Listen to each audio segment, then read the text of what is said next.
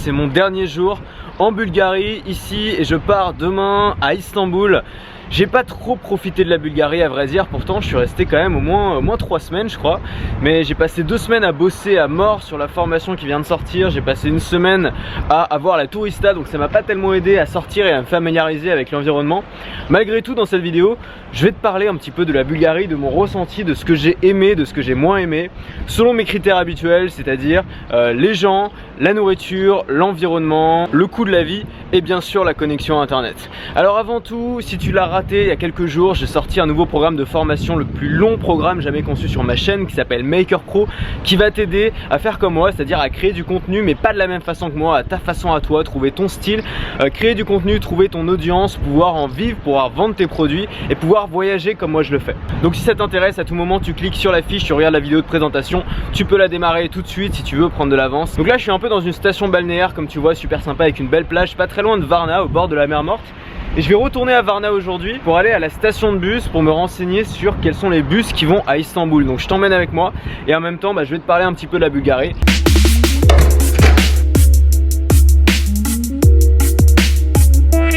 Alors avant tout je voudrais préciser une chose, c'est qu'il ne s'agit en aucun cas d'une notation d'un pays. Quand je visite un pays, forcément je me fais mon opinion dessus, mais vis-à-vis de moi. Qu'est-ce que j'aime dans ce pays?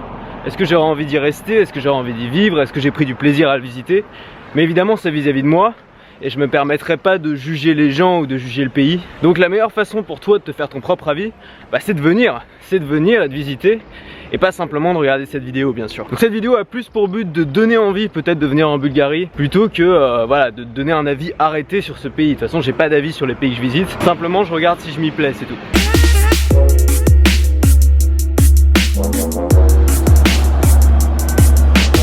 Donc là mon but c'est de trouver un taxi pour aller au centre de Varna.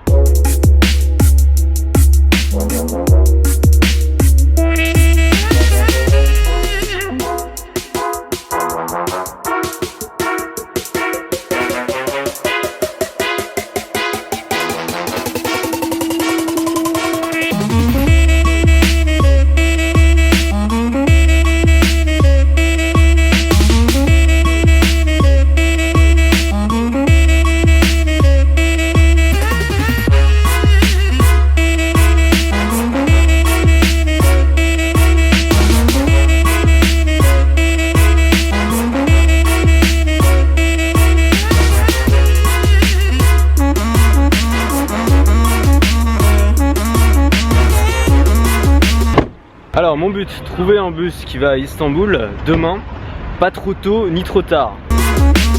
Je l'ai, demain 10h30, ici, arrivé 20h à Istanbul. C'est un long trajet, mais il n'y a pas d'avion qui va là-bas d'ici, on est trop près en fait pour prendre l'avion.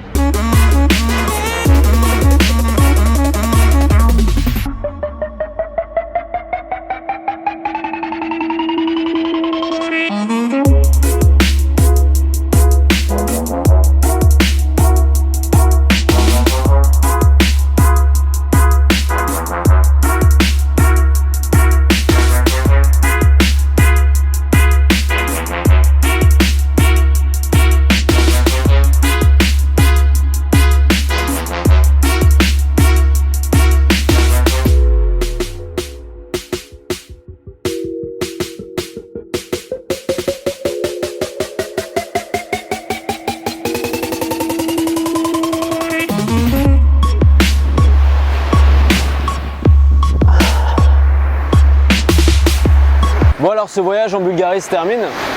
J'ai été dans 4 villes. La première c'est Sofia, la capitale, mais aussi Plovdiv, Burgas et Varna. Sofia est assez sympa, ça ressemble un peu à Berlin.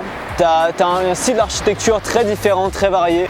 Il y a les immenses bâtiments communistes, il y a plein de choses à voir vraiment. Plovdiv c'est magnifique, je t'invite à aller voir le vlog que j'avais fait là-bas. Il y a tout un côté médiéval avec une vieille ville, je crois que c'est une des plus vieilles villes d'Europe. Et d'ailleurs on m'a dit, c'est une Bulgare qui m'a dit ça, que Plovdiv va être élue capitale culturelle de l'Europe. Burgas n'a pas grand intérêt.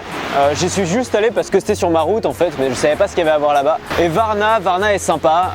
Varna, tu as des très beaux endroits aux environs. Tu as les Golden Sands, c'est là où j'ai mon appart. C'est beau, t'as des belles plages, je suis au bord de la mer Noire. Alors il y a une destination que j'ai pas fait, c'est Veliko Tarnovo, qui est une ville assez traditionnelle au centre de la Bulgarie. Je voulais le faire, mais je suis tombé malade. Moi, mon erreur, ça a été de faire bouillir de l'eau du robinet pour faire cuire mon riz.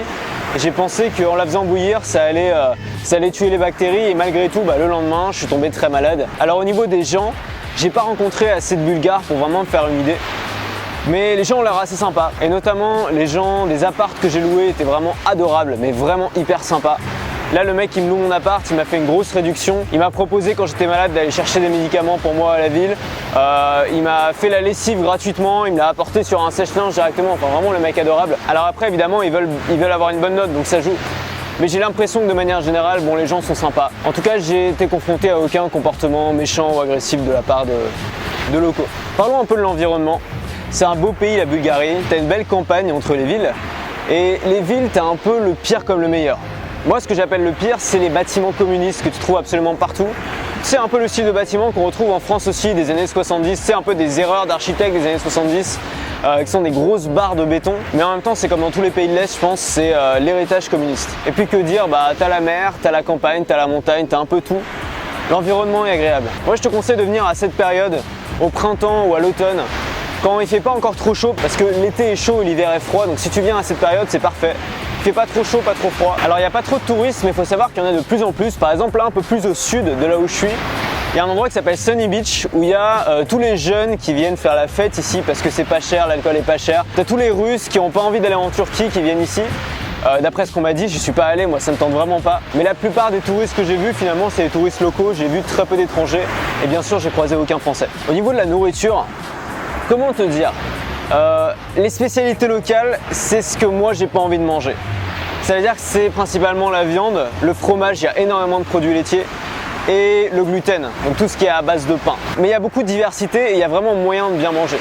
Dans beaucoup de restaurants, tu as tout un rayon végétarien. Tu as une grosse chaîne de restos ici qui s'appelle Happy et ils servent à la fois des pizzas, des burgers, des frites, la totale et en même temps du quinoa. Et ça c'est assez marrant, c'est un truc familial en fait. Du coup à mon avis, le mec il a envie d'avoir sa pizza, la femme elle va avoir son quinoa. Enfin c'est cliché ce que je dis mais moi je bouffais du quinoa du coup.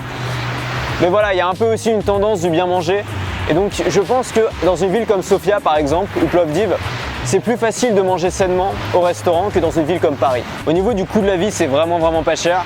Les hébergements sont vraiment pas chers, donc c'est pas un souci. Tu peux trouver des chambres d'hôtel pour 15-20 euros. Si tu veux un truc un peu plus sympa, à partir de 30 euros, tu as des apparts, tu as des super chambres d'hôtel. La nourriture aussi coûte vraiment rien. Donc si tu as l'habitude de l'Asie du Sud par exemple, tu ne seras pas dépaysé à ce niveau-là. Donc c'est pareil, si tu passes un mois ici en Bulgarie, ça te coûtera pas plus cher que de rester un mois chez toi. Parce que l'hébergement n'est vraiment pas cher, la bouffe est pas chère, les transports sont pas chers. Et au final, tu peux vivre ici confortablement en dormant à l'hôtel tous les soirs pour 1000-1500 euros par mois maximum. Au niveau de la connexion internet, il n'y a aucun problème, c'est comme en France. La 3G est beaucoup plus rapide que chez Free Mobile si tu veux tout savoir. Et d'ailleurs, si tu es chez Free Mobile, tu as 30 jours gratuits ici. Donc je suis pas du tout en train de faire la pub de Free Mobile parce que le réseau est pourri en France. Mais ce qui est bien avec Free Mobile, c'est que dans toute l'Europe, tu as 30 jours de 3G gratuits. Free Mobile, c'est bien partout sauf en France. Quand tu rentres en France, c'est pourri. Mais à l'étranger comme ici, c'est nickel. Voilà, que dire de plus, c'est un pays à visiter. C'est un pays qui est pas très touristique, pas très connu, on n'en parle pas trop. C'est pour ça précisément que je suis venu.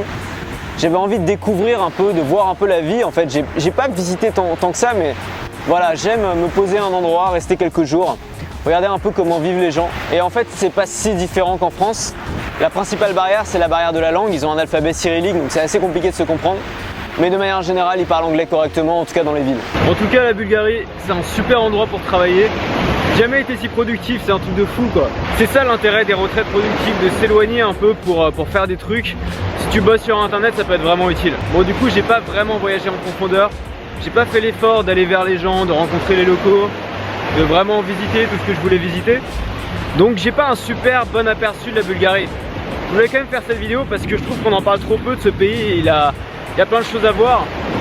Mais si toi t'es allé en Bulgarie ou si tu projettes d'aller en Bulgarie, j'attends ton retour. Dis-moi ce que t'en as pensé, dis-moi ce que t'as vu et ce que j'ai pas vu, dis-moi ce que j'ai loupé. Ça m'intéresse, peut-être que je reviendrai. J'ai plein d'autres pays à voir en Europe de l'Est. Bon, moi je te laisse, j'ai mon bateau qui est garé en double fil. À demain et surtout, reste libre.